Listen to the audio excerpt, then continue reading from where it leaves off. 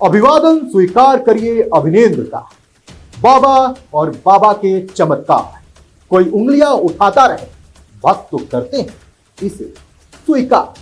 बाबा की लीला भी अद्भुत है, अविश्वसनीय है कि जिस पर विश्वास ही ना करें तो क्या करें।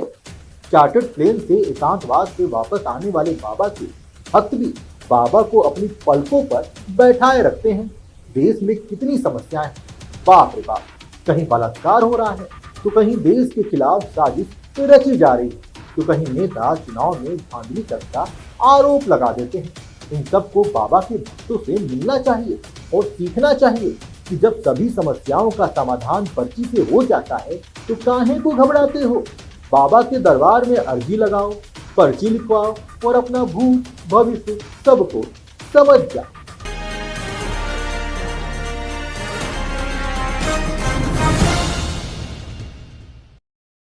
एकांतवास में जाने के बाद भले ही वापस चार्टर्ड प्लेन से आते हैं बाबा, चार्टर्ड प्लेन की तस्वीरों को ट्वीट करते हैं, लेकिन जब बात भक्तों की होती है तो वो घंटों बारिश में भीग रहे भक्तों की समस्याओं का त्वरित समाधान कर देते हैं।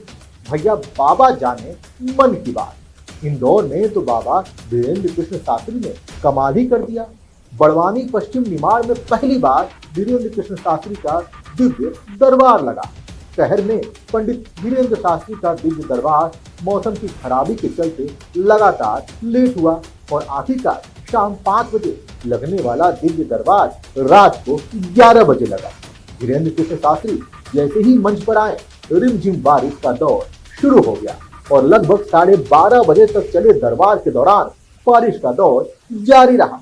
बारिश के बावजूद भी श्रद्धालु भीगते हुए डटे रहे। इस दौरान बाबा ने 8 से 10 अर्जियां ली। बाबा लोगों का नाम लेकर बुलाते गए और लोग आते गए। बाबा ने लोगों के बारे में पर्चियों में जो भी लिखा था, लोगों का कहना था कि मन में उन्होंने यही सोचा था। बाबा ने खरगोन बड़वानी सांसद गजेंद्र सिंह पटेल से कहा कि आप भीड़ में से किसी भी एक व्यक्ति को लेकर आओ, उसकी पर्ची में पहले ही बनाकर रखूंगा। सांसद एक बुजुर्ग महिला और उसके नेत्रहीन लड़के को लेकर मंच पर पहुंचे। बाबा ने उन्हें बीमारी के बारे में बताया और ये भी कहा कि चेन्नई के शिव नेत्र अस्पताल में युवक का इलाज हो पाएगा। जब महिला द्वारा आने जाने के लिए पैसे नहीं होने की बात कही गई तो महिला ने सांसद और प्रदेश के पशुपालन मंत्री प्रेम सिंह पटेल से महिला को जेब में रखे नगद पैसे देने को कहा। दोनों को मिला के आने जाने और इलाज के पैसे देने की बात बाबा ने कही। इस दौरान लोगों द्वारा खूब तालियां बजाई गई। इस दौरान अंजड़ के विवेक नाम के युवक की अर्जी लगी तो बाबा ने बताया कि उस पर 1,22,000 का कर्ज है, जिसे लेकर वह परेशान है। विवेक ने भी बाबा की बात से सहमति जताई, जिसके बाद लोगों ने बागेश्वर धाम के जयकारे लगाए। आज बढ़वाने आए हो, बागेश्वर धाम की जय, छोटे बागेश्वर बालाजी की जय, सन्यासी बाबा की जय।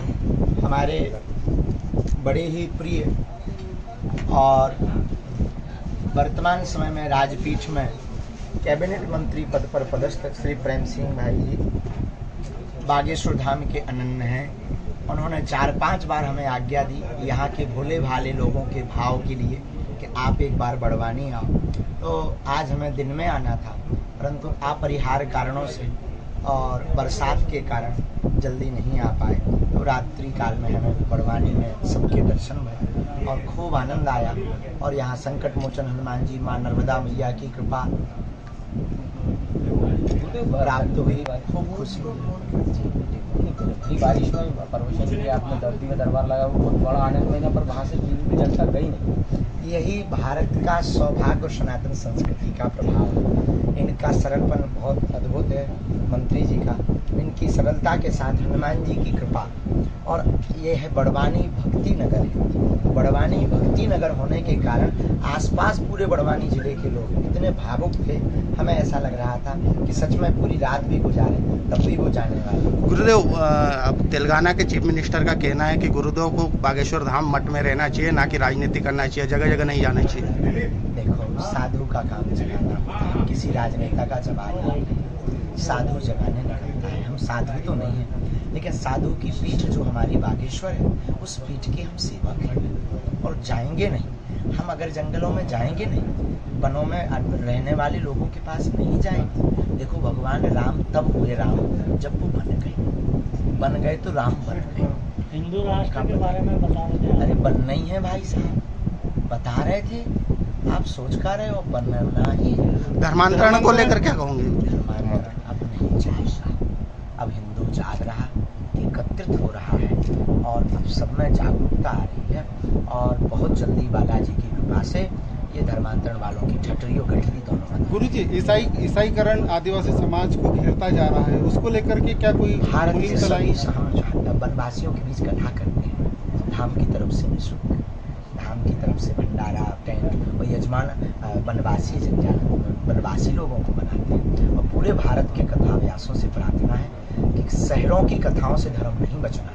आओ, जिनको हमेशा अपेक्षित रखा है उन लोगों के पास जाएं और उन ऐसे वन में रहने वाले वनवासी गिरवासियों के बीच में जाएं। बड़वानी जिले के ट्राइबल इलाके को कब मौका मिलेगा आदिवासियों बहुत को जल्दी। चलने का? ये पागल बाबा जब कह देंगे हमारे है ना, आपको पता है कि यहाँ पर आपने छोटे बागेश्वर हनुमान जी का मंदिर भी बनवाया है, जो बड़वानी जिले के लिए गौरव का विषय है। हमारी तो आकर दर्शन करके आत्मा गुरु जी कार्यक्रम लेट होने का कारण क्या रहा है? कारण लेट होने का कारण वो उड़न खटोला नहीं हो रहा। बाबा तो बाबा हैं और भक्त उन्हें सर्वज्ञानी मानते हैं, लेकिन दुख तो इस बात का है कि देश के पास इतने अद्भुत बाबा होने के बाद भी आज देश में कई बड़े समस्याएं हैं।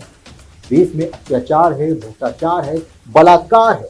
इसके बाद भी इन समस्याओं का समाधान नहीं हो पा रहा है। खैर, बाबा जाने मन की बात।